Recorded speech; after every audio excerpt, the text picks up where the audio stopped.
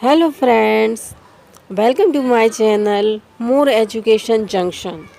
आज हम आपको शिक्षा मनोविज्ञान के जनक कहे जाने वाले थॉर्नडाइक महोदय के बारे में पढ़ेंगे। उन्होंने एक सिद्धांत दिया था, प्रयास एवं त्रुटि का सिद्धांत। उसके बारे में आज हम विस्तार से पढ़ेंगे। तो चलिए शुरू करते हैं। थॉर्नडाइक जो है वो क्वेश्चन पूछा जाता है कि थॉर्नडाइक जो है प्रयास एवं त्रुटि का सिद्धांत इन्होंने दिया है, तो वो कहाँ के निवासी थे। तो थॉर्नडाइक अमेरिका के थे जिन्होंने प्रयास एवं त्रुटि का सिद्धांत दिया। थॉर्नडाइक जो थे उन्होंने पशु मनोविज्ञान पर अपने सिद्धांतों का प्रयोग किया। नेक्स्ट में वो जो थे थॉर्नडाइक थे वो प्रथम शैक्षिक मनोवैज्ञानिक थे। तो एक क्वेश्चन एग्जाम में बन जाते हैं कि थॉर्नडाइक कहाँ के निवासी थे, किस पर इन्होंने प्रयोग किए, और सबसे पहले जो है शैक्षिक मनोवैज्ञानिक थॉर्नडाइक को ही कहा गया है। तो फ्रेंड्स, इनके बारे में ये 3 बातें बहुत इम्पॉर्टेंट हैं जो आपको याद कर लेनी है। आगे जो वेरी इंपॉर्टेंट फैक्ट मैं आपको बताती हूँ वो है, थॉर्नडाइक ने अपनी पुस्तक शिक्षा मनोविज्ञान में सीखने के सिद्धांत का प्रतिपादन किया है। तो आपसे ये पूछा जा सकता है कि थॉर्नडाइक की पुस्तक का नाम क्या है, तो वो है शिक्षा मनोविज्ञान। शिक्षा मनोविज्ञान इन्होंने कौन से सिद्धांत का प्रतिपादन किया है, तो सीखने के सिद्धांत का प्रतिपादन किया है। इन्होंने सीखने के बारे में अलग अलग चीज़ें बताएंगी, किस किस स्टेज पे या किस किस तरीके से बालक सीख सकता है। नेक्स्ट में जो है वो AI थ्योरी भी इन्होंने दी गई है, और शिक्षा मनोविज्ञान को 1913 में इन्होंने अपनी बुक का प्रतिपादन किया था, जिसे थॉर्नडाइक थ्योरी ऑफ लर्निंग के नाम से भी जाना जाता है। तो इन्होंने प्रयास एवं त्रुटि का जो सिद्धांत दिया था वो थॉर्नडाइक ने अपनी बुक में, थॉर्नडाइक के जो सिद्धांत हैं उसको अन्य नामों से भी जाना जाता है, जैसे प्रयत्न एवं भूल का सिद्धांत। थॉर्नडाइक ने प्रयत्न और भूल का सिद्धांत के नाम से भी इनके सिद्धांत को जाना जाता है। तो जितने अधिक हमारे प्रयत्न होंगे उतने ही हम भूल कम करेंगे, और यदि हमारे प्रयत्न कम होंगे तो भूल होने की आशंका ज़्यादा रहेगी। इसलिए इन्होंने बताया कि जितने ही अधिक हमारे प्रयत्न होंगे तो भूल कैसी होगी, कम होगी। फिर इन्होंने प्रयास एवं त्रुटि का सिद्धांत भी इन्होंने इसी से संबंधित है कि प्रयास करते जितने हमारे प्रयास रहेंगे, प्रयत्न रहेंगे, वैसे हमारी त्रुटि जो है वो कम होती जाएगी।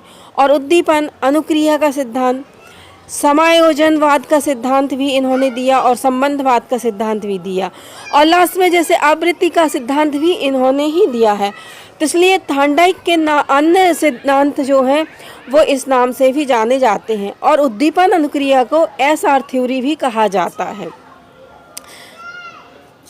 तो आपने देखा कि थॉर्नडाइक के जो सिद्धांत हैं वो अन्य नामों से भी जाने जाते हैं। कभी कभी आ जाता है एग्ज़ाम में कि संयोजनवाद का सिद्धांत किसने दिया है, तो आप बता सकते हैं।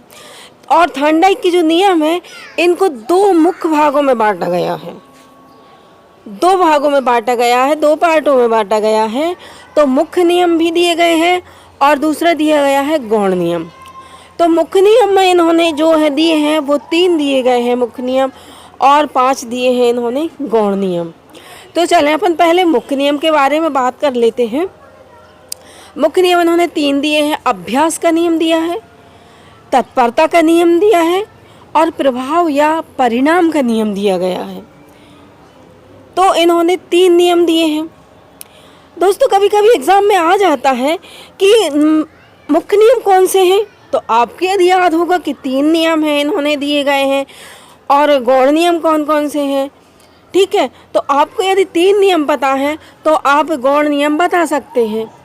ठीक है, और यदि गौण नियम 5 दिए गए हैं और उनमें से आपसे पूछ लिया गया कि अभ्यास का नियम कौन सा नियम है, तो आप बता पाएंगे कि मुख्य नियम अभ्यास का नियम है।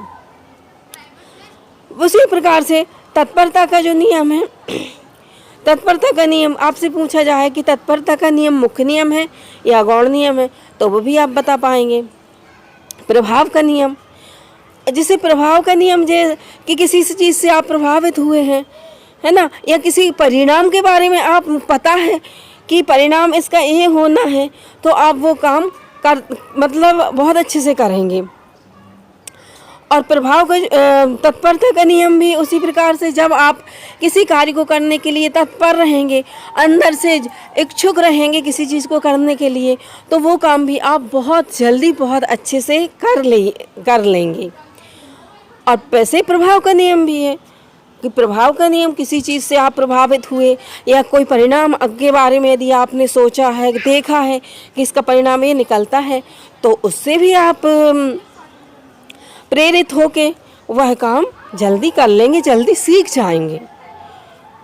तो थॉर्नडाइक ने ये तीनों नियम दिए गए हैं, 3 उनके मुख्य नियम हैं, अभ्यास का नियम, तत्परता का नियम और प्रभाव या परिणाम का नियम। गौण नियम भी हैं, 5 दिए गए हैं, जैसे बहुप्रतिक्रिया का नियम, मनोवृत्ति का नियम, सहचरी का नियम, आत्मीकरण का नियम और आंशिक क्रिया का नियम।